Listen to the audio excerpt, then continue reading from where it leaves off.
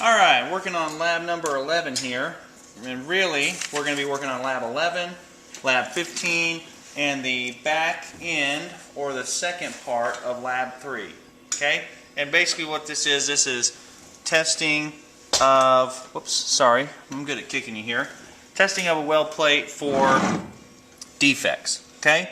We've got a dual element shear wave transducer. That's the one I just happen to have on there, so that's the one we're going to use. Doesn't matter really. We're just going to use a shear wave transducer to do shear wave inspection. So let's calibrate this thing back up. Make sure we're on our 4 and 9, which I've already done that. So really, we're on a 4 and 9. So we would adjust our velocity and delay and range and all that kind of stuff to get us there. So, if you don't remember how to calibrate with the dual element, you can jump back to lab number 5, and that will tell you how to calibrate dual element shear wave, which is what we just did. So really, it's not a huge deal if we didn't calibrate this time because we've already done it once.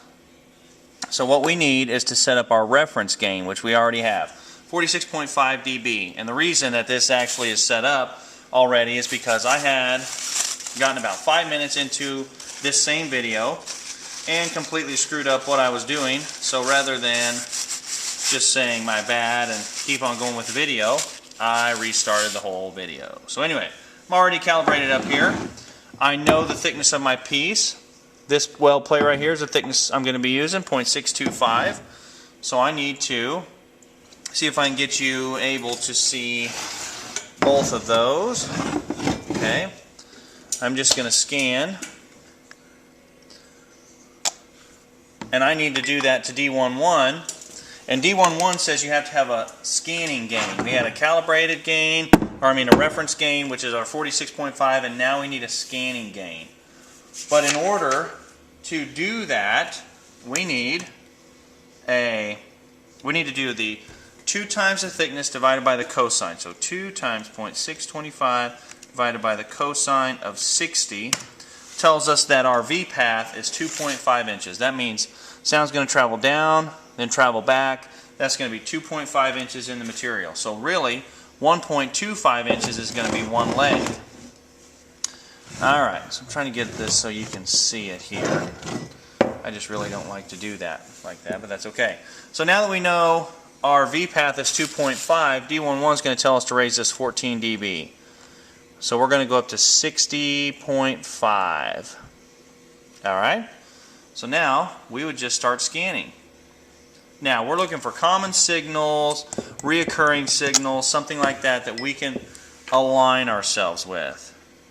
Okay? So we want to go to something like a root signal. So if we know that a sound path distance of 1.5 is going to be where our root is, we should pretty much go to 1.5 inches on sound path and travel all the way across to see if that signal stays relatively the same. If it does, that's our root.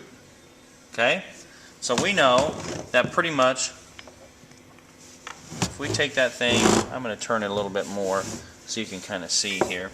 If we take a signal to 1.5 inches, okay, we've got a good reflector off the back side of that root right through there. So it stays pretty much the same. We know there's something there. Okay, and in this case it's going to be the root. So we move back and forth. We know we have a root signal in there about 1.5. We're going to scan back and forth. It's there. It looks like we've kind of got something else going on, but that's okay. We're going to continue to scan back and forth. Root signal, I would say right there, about right there, we've got something else going on. Okay, about 2.1 inches. So I would mark that. I'm not going to mark it right now. Matter of fact, it surely does look that way. Okay, so there's that. Let's back it back up here. Find it again. So there's our root signal. So really we come up like that. Okay, still on the root. Backing up. Okay.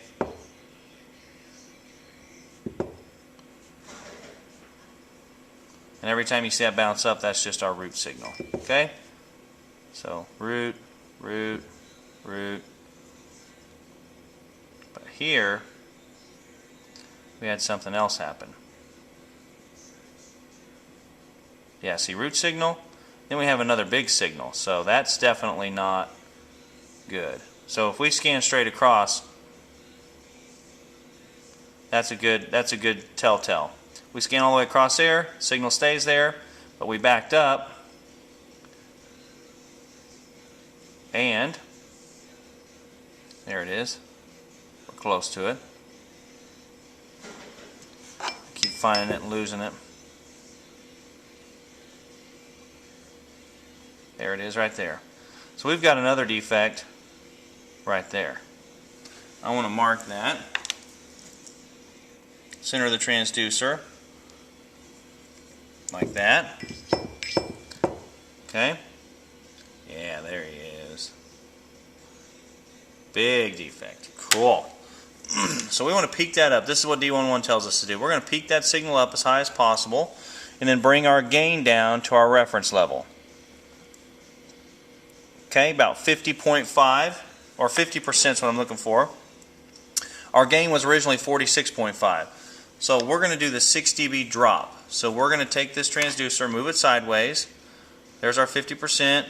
Drop it down to 25%. Make a mark on the part, okay, on the part where our defect is actually at. Okay. There we are. Drop it to 25 again. Make another mark on the other side. When we make that other mark, now we know that this defect is X length, which we just measure that. Measure that's about 0.3 inches wide. So I would take that measurement and mark that on my paper as 0.3 inches wide.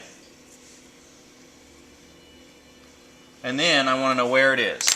So if I do my calculation for surface distance, which is sound path distance times the sine, my sound path distance was about, let's crank that back up to our scanning gain just for kicks and grins here. Find our defect, which he's right there. Get the peak back up, there it is. Sound path distance of about 2.1 inches. So 2.1 times, not divided you moron, times the sine of 60. That's telling me my sound path distance is 1.8 inches from my beam exit point. So I go to 1.8 inches. That's going to tell me it's back off of the root just a little bit. So I'm going to make a mark. Then I'm going to do sound path distance times the cosine of the angle. So 2.1 times the cosine of 60. And that is 1.05, which is deeper than the part, which we did this in our calculation. So subtract the thickness, 0.625. That tells us it's 0.425 from the bottom up. Subtract the thickness again. And that tells us it's 0.200 from the top down. Alright? So now we know where our defect actually is. Back off the center of the weld about ½ an inch, and it's about 0.2 inches deep in the part. So really, not too bad. We know the size, we know the length, and we know where it is from our transducer. Any questions on that, you can just email me, as you have in the past.